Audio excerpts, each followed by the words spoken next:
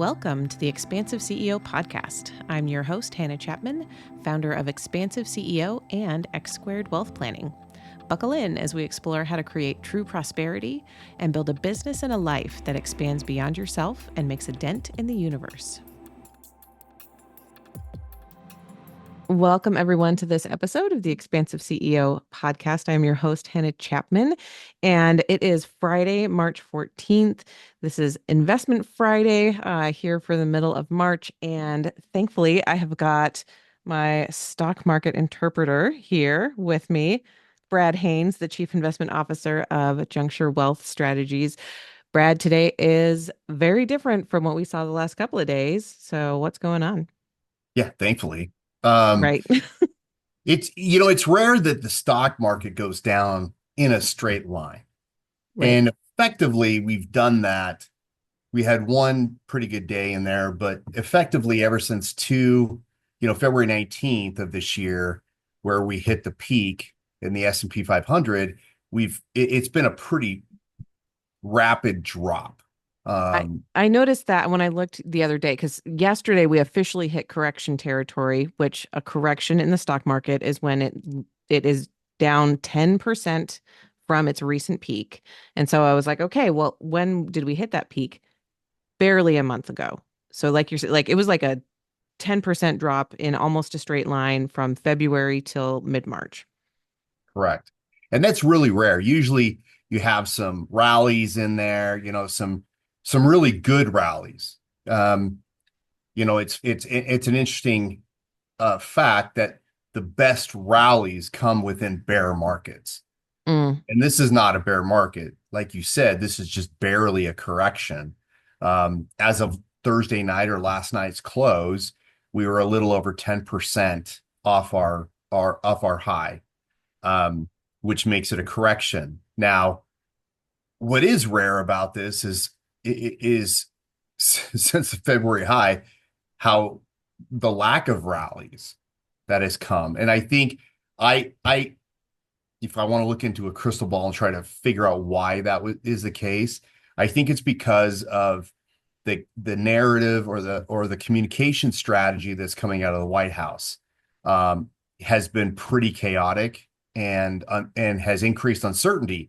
And so when uncertainty comes about, investors oftentimes will head for the safe assets, right? So they'll buy treasury bonds or they'll go to cash, those types of things, or they'll go to gold, which gold has had a phenomenal run. So, they have these rushes to safety in that meantime.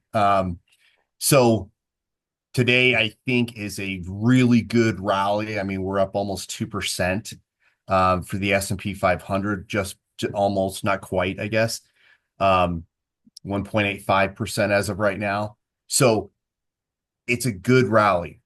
Almost everything is participating too. So everything is going up a lot today, which means this could be a rally, and then we could go back to more meaningfully highs, which means this might be a trading market for the next year until we have the economic policies in place that the Trump administration want to put in place. Wait, what does that mean, a trading market? So what that means is instead of a market like 2023 and 24, where everything kind of went up, right? That's a bull market. And in 22, we had everything going down, which was obviously a bear market. We have this point in time in which you have things that aren't settled. So sometimes it'll sell down to a point where investors go, all right, I'll take a risk on that. We're 10% on sale. Perfect. I'm going to put a little money to work. And when enough investors do that, it creates a stable support level at that point. Okay.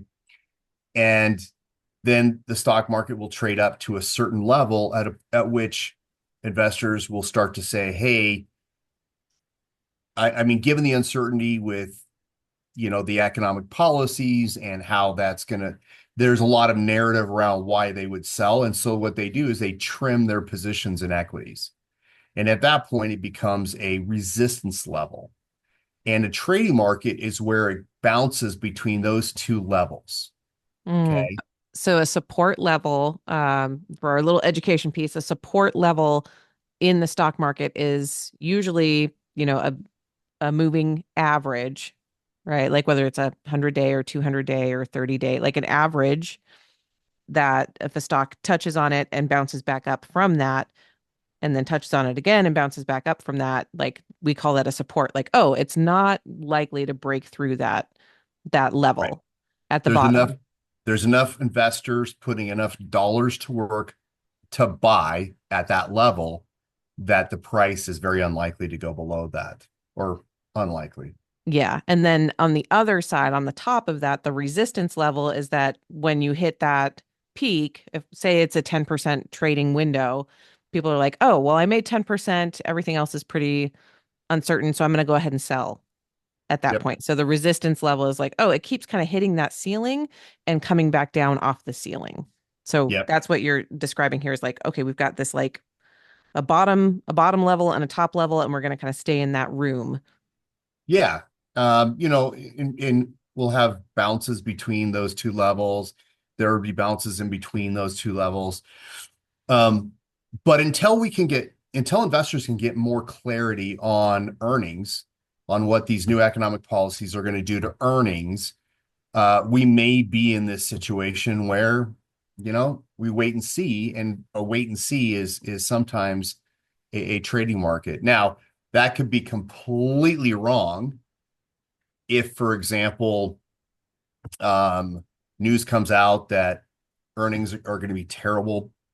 Um, let's say inflation is spiking up, um, and the consumer really does stop spending.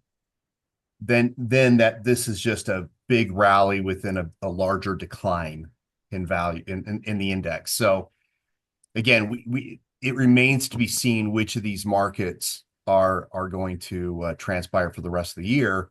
Either one is pretty likely. So in that case, interestingly, I mean, we had some inflation data come out this week, Mhm. right, where inflation came in a little bit lower than what was expected. Um, but even like we still had that big decline over the last couple of days, even with that lower inflation data. So, what are you making of that? That we're rallying today on Friday, but we got that lower than expected inflation data 2 days ago on Wednesday, and we still had two pretty rough days. Yeah, partially because that inflation data is the history, and that the tariffs are not implemented yet.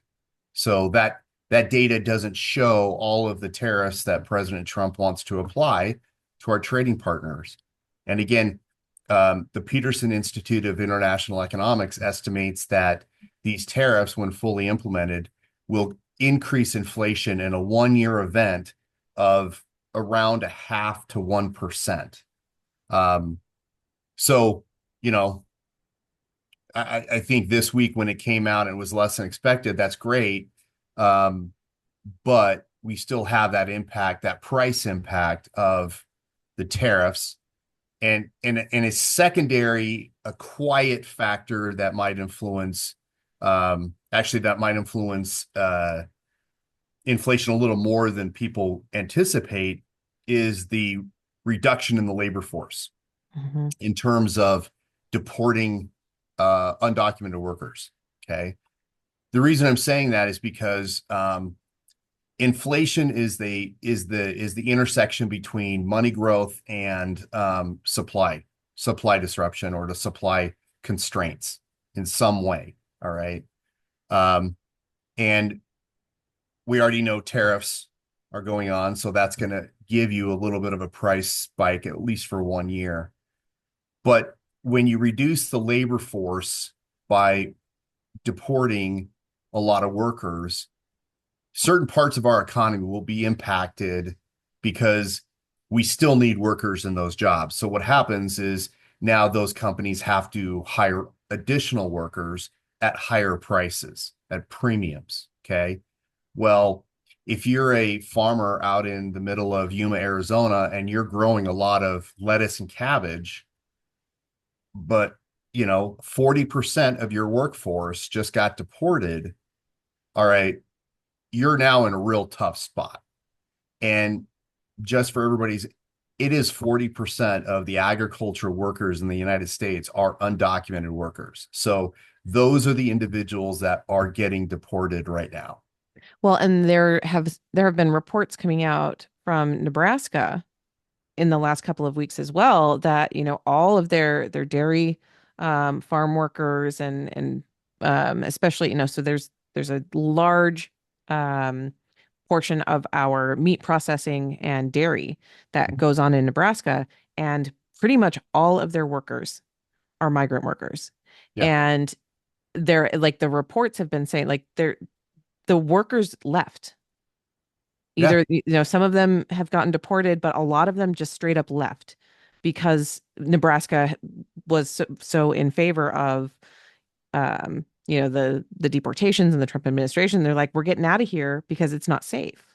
Yeah. And so now there's a huge issue with, like you're saying, like they can't even pay people to be there. There's not enough people to do it. Right. And that's the problem because that meat, eggs, dairy, lettuce, all of our food is going to get a lot more expensive in the next 12 months.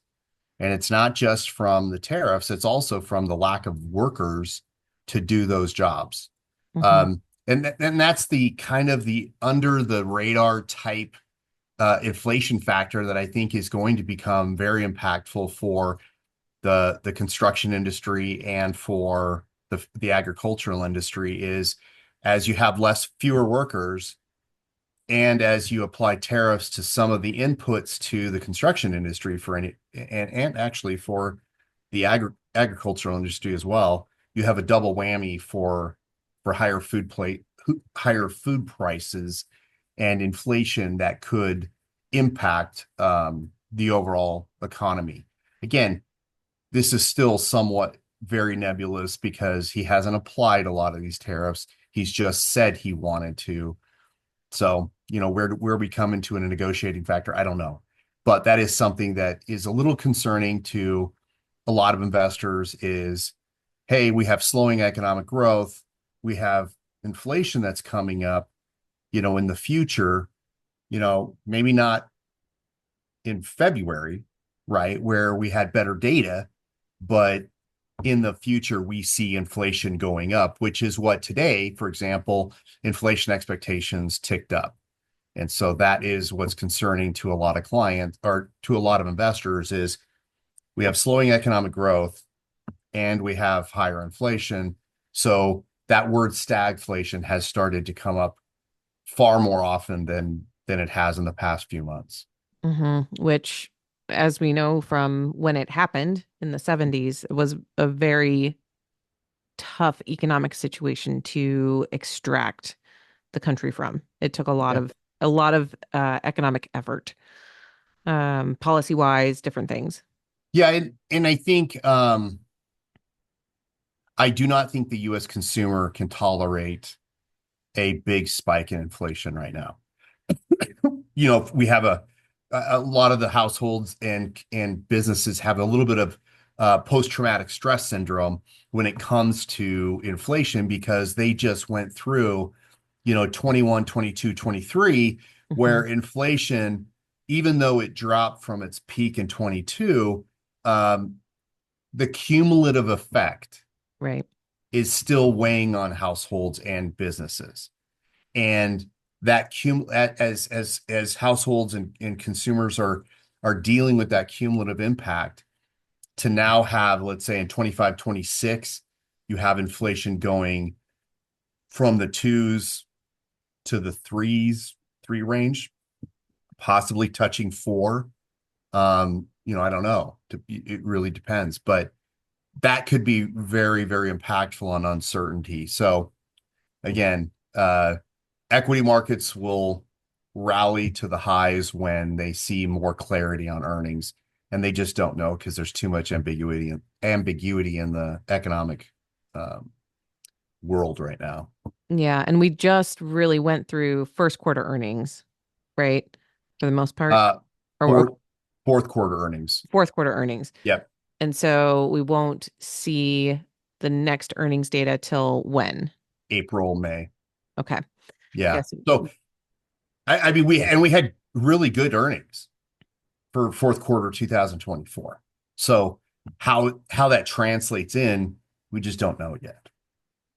Well, okay. So today, again, like we talked about today, things are rallying a ton. Right now, yeah, S&P is still up close to 1.9%. At this point, Dow Jones is up almost 1.5%.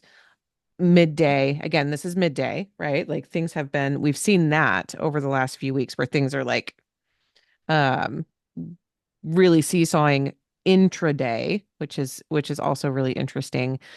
But let's talk then, okay, about like it's a little bit of a dire prediction. It's not great.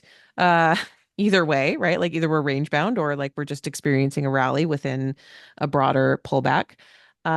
So let's look at two different scenarios of people. Last week we talked a little bit about the people who are in the accumulation phase. They're still accumulating for retirement. They have another, 10, 20, 30 years um, in this, in work time.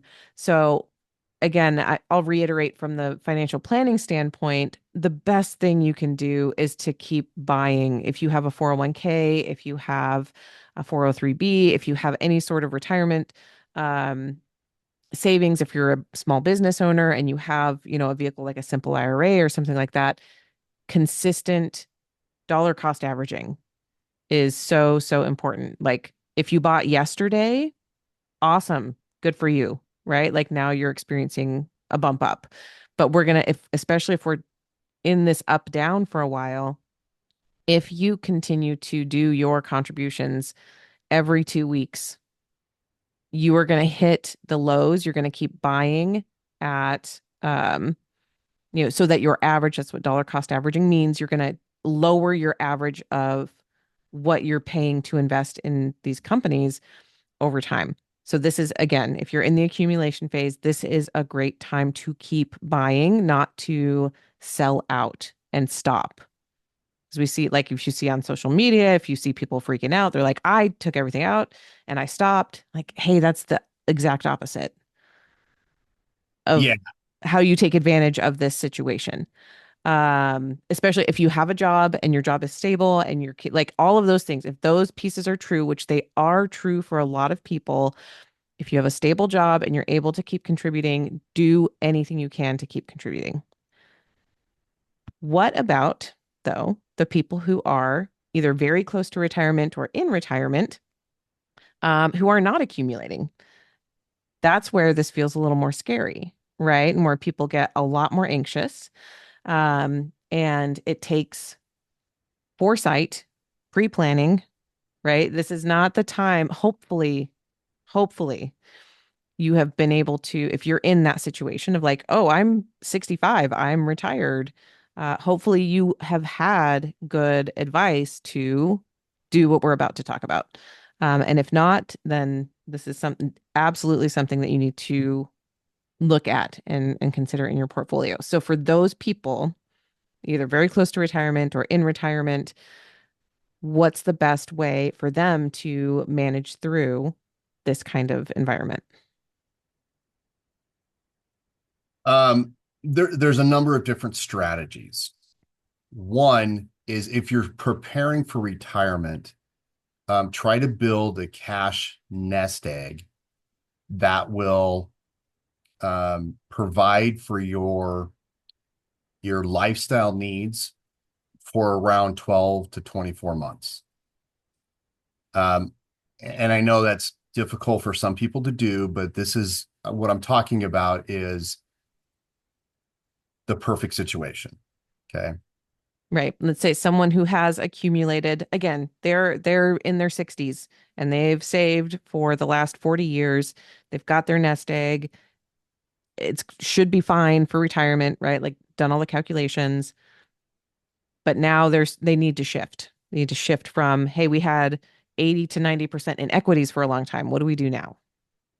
Yeah, I mean, now we should start having the conversation about reducing your reliance on equities if that is too much volatility for you to sustain. Now, what I generally find is people who have difficulty with volatility have a couple things. One, they don't have enough cash on a cash reserve to fund their lifestyle for long enough.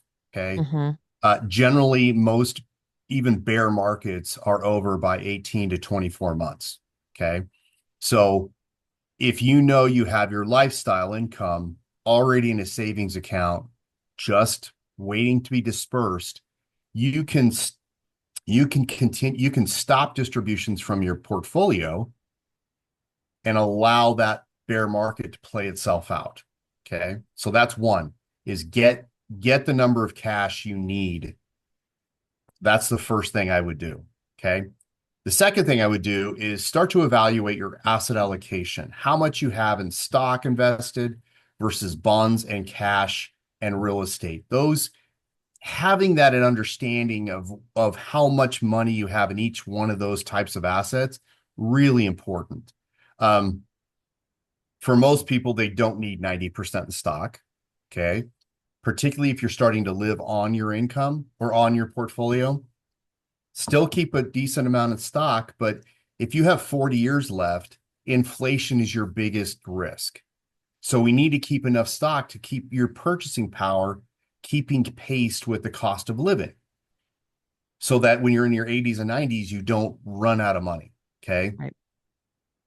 So you need to have, I mean, historically, at a minimum, they've said around 30 to 40% in stock at a minimum. Okay. And a maximum, obviously, is 100%. But that is the range in there, pretty big, is dependent upon the person's emotional tolerance for the ups and downs of investing.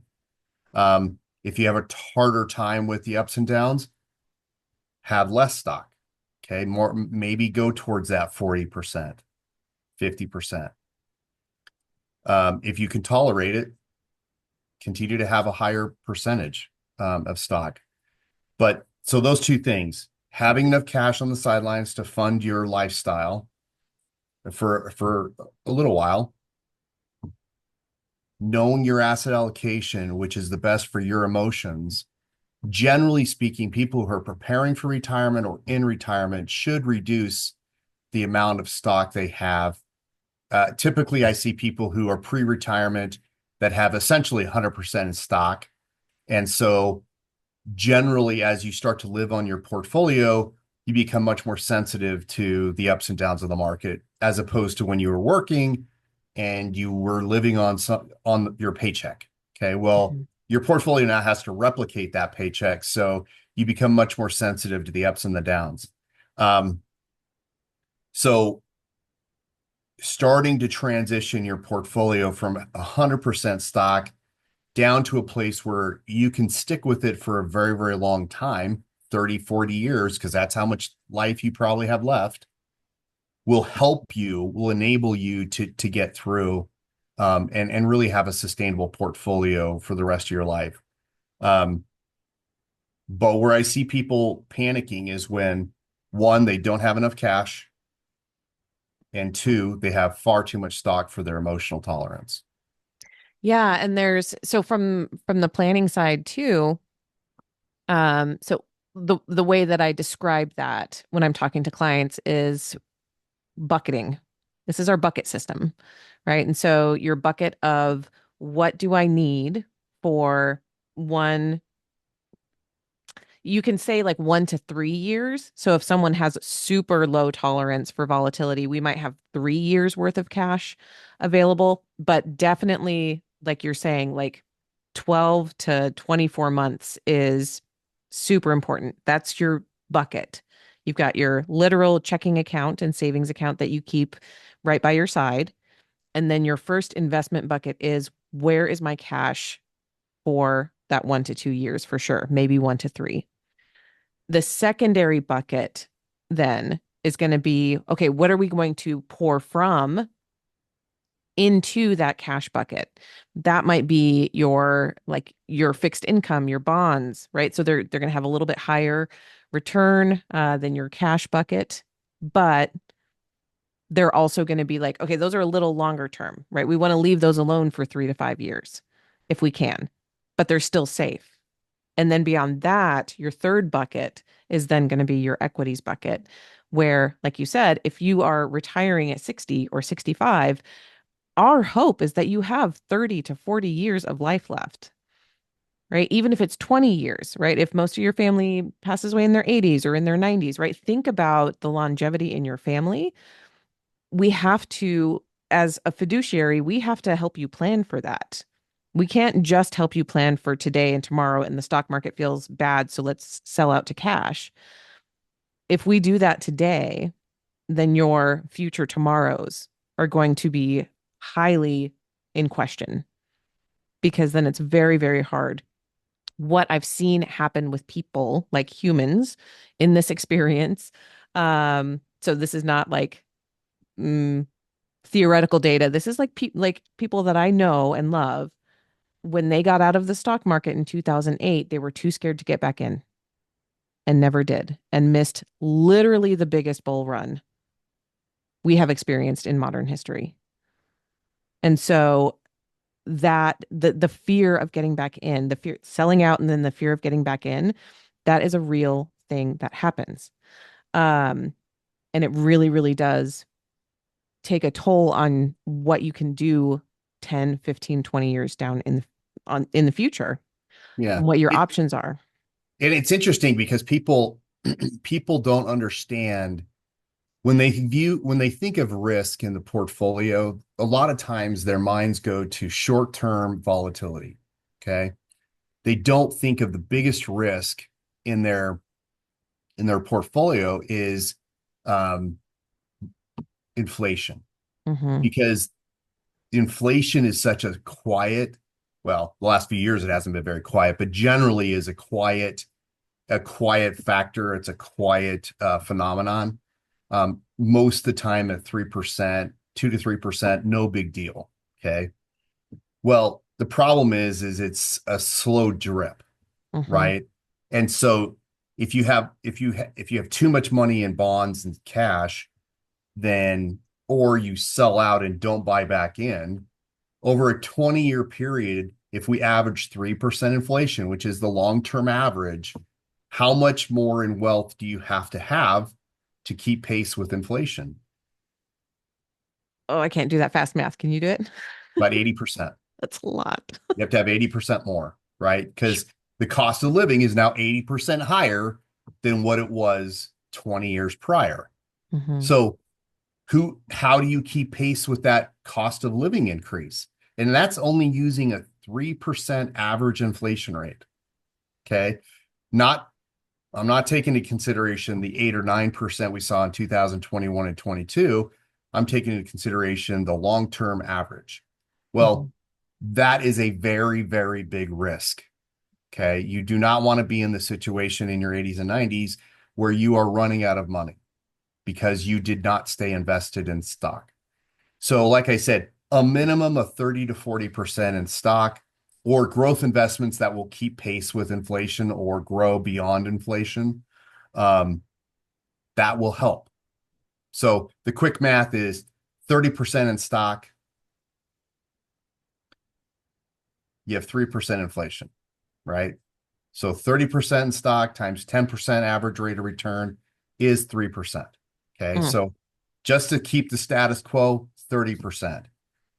My suggestion is most people do not want to keep the status quo. They want to, because we're going to have these times where inflation grows beyond. So you're going to need a little buffer on that side. So I usually say around 40% at a minimum, and then on up to 60, 70, depending on how your emotional tolerance can handle it.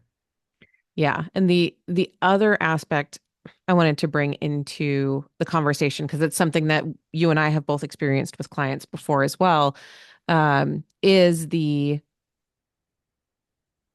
desire for more income or the feeling that they need more income, but also the uh the emotional upset at the volatility, right? So there is going to have to be um, maybe some hard conversations around, okay, what can you actually afford? What lifestyle can you fully afford at a lower risk tolerance level? Because if you want to spend, 5, 6, 7% of your portfolio every year, then we have to have more growth, right? There's this balance between how much growth do we need in order to make that work versus how much you can take out of the portfolio. But if you're spending so much that we have to push for growth, and then you're also terrified and like can't handle when we have a 10% down, that sticks at, like as an investment manager, like you're like, okay, I can't do both of these things. We can't do both. It's either you have to stomach the ups and downs, or we have to cut back on the income so that your portfolio can be safer. Like those are the hard conversations that we have to have sometimes. Yeah. Yeah, I agree. I mean, I just had I mean, I've had a number of those conversations, you know. Generally my rule of thumb, and I'm not a financial planner, so forgive me. Um, Mine is 3 to 4% is an easy distribution rate you can handle for a long, long time. Mm-hmm. You get up to 7, 8, 9, that becomes a really difficult problem. Mm-hmm. You just can't grow enough to keep up with that. So And what's the fix for that? On the planning side, it's planning earlier. Like, planning earlier or just working longer. yeah, I think Americans have gotten to the point where we've wanted to. I mean, my grandfather retired between 55 and 59. Okay, that's when he retired, and he was it's a early. government worker. He had a really great pension, and so he lived on his pension for the rest of his life. Fantastic. Well, my grandmother also retired. She retired when she was 60, so she worked a little bit longer, probably because my grandfather was a bit of a character, so she wanted a little time away, I think, for part of the time. Um, so she had her pension. So between the two, they could do that. The problem becomes is we're living far longer than our grandparents did. Hmm. Okay. And so it's people getting the idea they want to retire at 65. Fantastic. Maybe it is a complete retirement where you just don't go to work at all, or maybe it is a transition careers to another more flexible, easier, more fun type career, but it still brings in some income. Um, if if you're one of those people that have yet to do the planning and are at the point where they don't have a lot of investments or savings, I mean, the one of the alternatives is just working more, working longer. Don't make that plan for 60, 65. Do 70, 75. One of my favorite market commentators uh was a gentleman who worked into his 90s. Hmm. Okay. But he also had a very flexible schedule from 80 to 90, right? So he could do it, but he was a very brilliant person and he had a very good following. And so he just continued to work because he really enjoyed it. And Hmm. so I think a lot of times they dislike their current job because it has a lot of pressure associated with it. And that's fine. Step away, find something that's lower pressure that you can do, that you want to do, but that gives you something to do during the day and it brings in a little income. It'll help extend the life of your portfolio. And truly, that will actually help extend your life as Mhm. well. Like there's a lot of research that has been done on what happens when you retire and just step away from everything, right? And when you isolate and when like that is a You die. recipe. Yeah, you die pretty soon after if you don't have anything else to do. So truly like having something that's like um you're excited about, you're interested in. I mean, literally, it could be anything. It could be like, oh, you know what? I actually want to work at the yarn shop. I want to knit samples at the yarn shop, and that's going to be my job. And like find something that's enjoyable, um, or, whatever that is for you. If you want to do some consulting, if you have people like banging down your door, like you're amazing, you've been amazing for 40 years doing this, will you consult for a little bit? 100%. It's a great option to keep yourself engaged, and to also bring in a little bit of income. Or the other scenario that was coming to mind for me was also for business owners, right? Business owners who have shifted from or already would like to shift from the revenue generation, the income earning to this, spending the savings, or selling the business so that they have, the assets ready. That is actually a demographic, especially business owners that have owned their businesses for a long time, um, planning to use that as their retirement. That's a demographic that doesn't tend to get a lot of financial planning advice during their career. Just as a it's a it's a hole in the industry that actually like bothers me. And one of the reasons that I chose to work with business owners in the first place is like, hey, we actually don't get a lot of the same financial advice that employees do. Especially, if you've got a 401k and you've got like the person like, oh, we talk to our 401k person once a year. And like, like business owners don't get that. They don't get that unless they actively seek it out. So also if that's you, if you're in your 50s, early 60s, been running a business for decades and you haven't had that financial advice, like, yes, come get that advice. Seek that out so that you can do this mapping out of the next phase of life with someone. Can I make a comment as well? Of course. So it's not just business owners. I'll give you two examples. I have two individuals I work with who one is a school teacher, okay, who came to me after probably 10 years in her career and had 100% in cash in the money market in Oh her no. 401k. Okay. And this was the 90s. So she had missed out on a lot. Now, fortunately, she came to us and we instructed her and put her in the right allocation. And she just retired last year. Okay. So she participated enough to really bolster her pension and her 403b retirement account to be the point where she could retire on time. Okay. Good for her.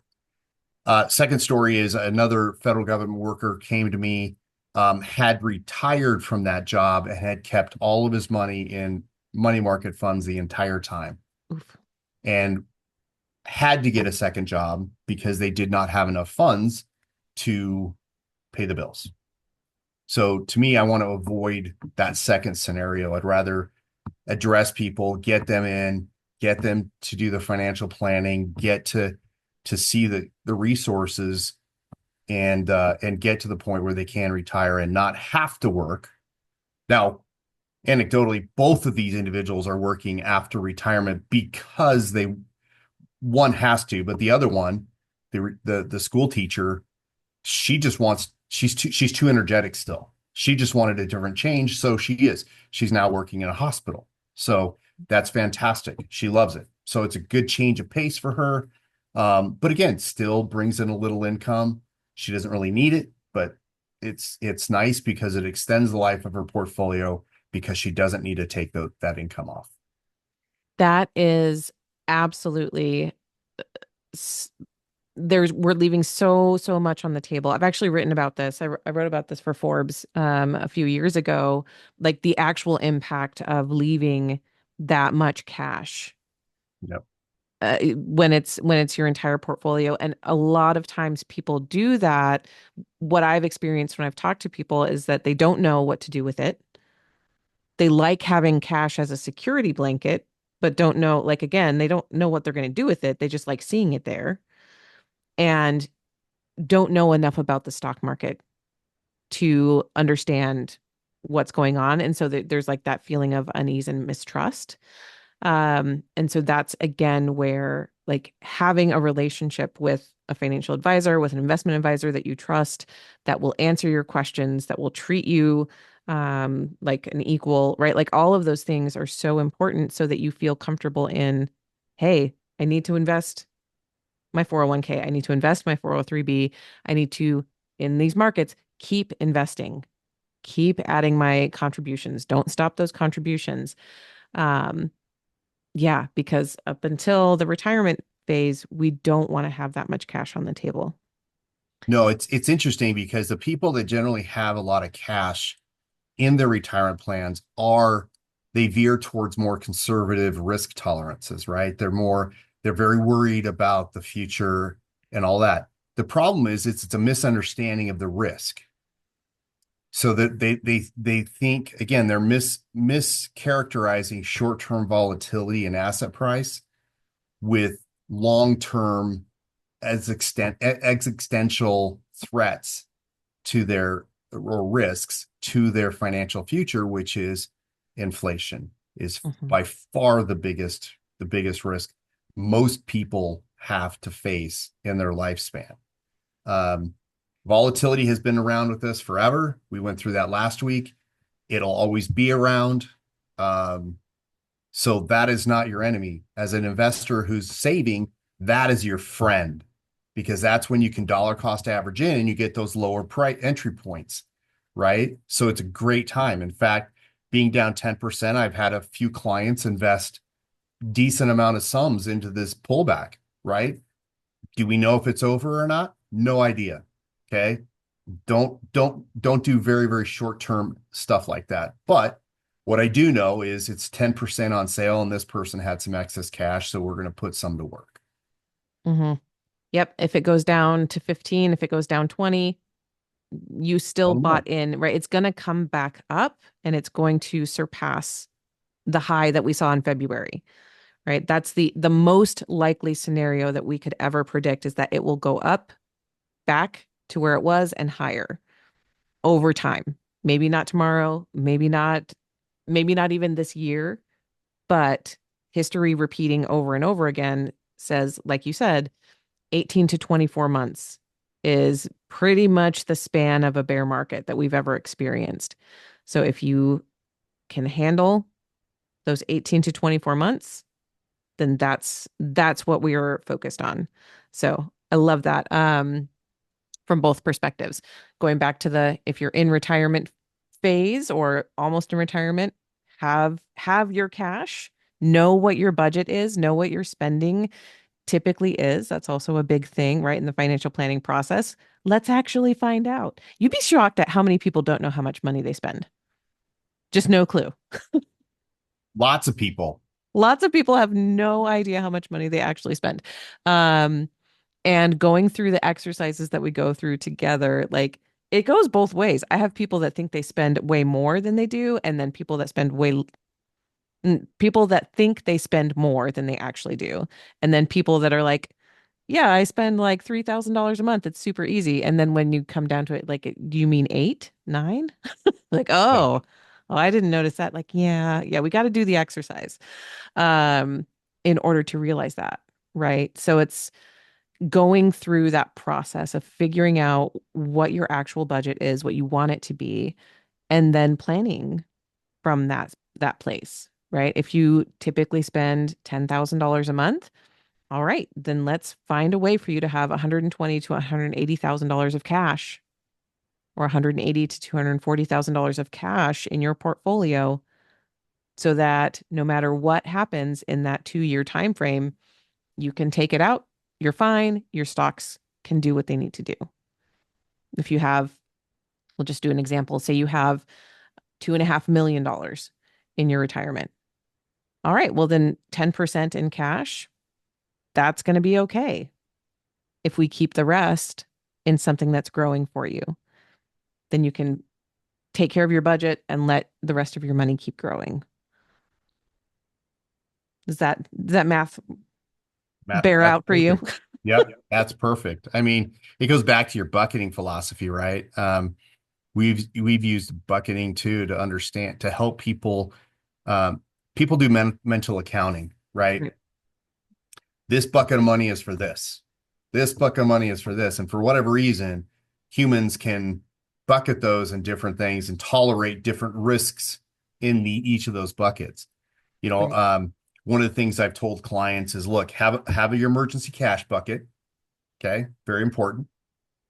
Have an income bucket, which that's what you live on. You generate income out of that. That is your income portfolio. You have a mix of income generating stock, you have bonds, you have all of those things in there. But generally, that's much fewer stock, much less in stock. Okay. Much more on fixed income and that. Then you have your legacy bucket, which is what you want to go to your kids. So that bucket, that portfolio, you have to invest based on your beneficiaries' Mm-hmm. lifespan, not yours. Right?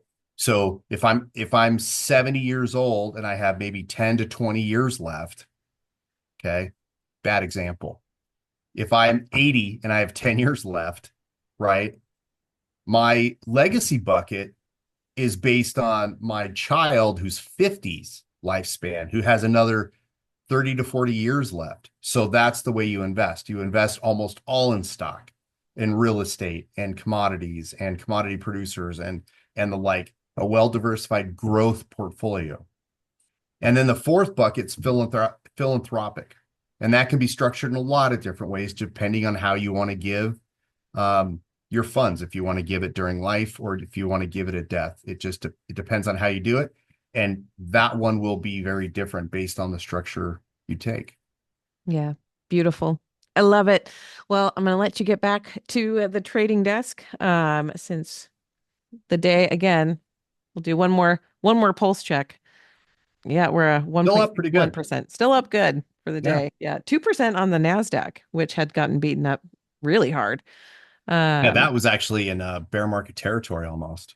yeah, yeah. So that's, it's good. It's good to see the rebound. Like we said, we'll keep paying attention to it, see what happens, and we'll come back next week and see what it's like.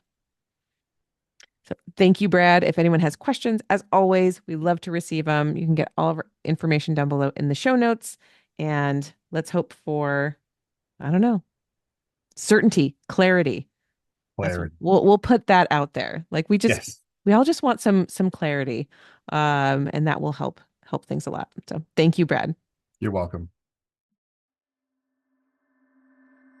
That's it for this episode. Thanks for listening and be sure to like and subscribe. And again, if anything resonated with you from this episode, I would love to hear from you. Email me at Hannah, HANNAH, at expansiveceo.com and tell me about it. And if you're ready for your greatest expansion, you can find ways to work with me at expansiveceo.com and at x2wealthplanning.com. That's X, the numeral 2, wealthplanning.com. So until next time, remember that there is enough, you are enough, and your birthright in this lifetime is to be expansive.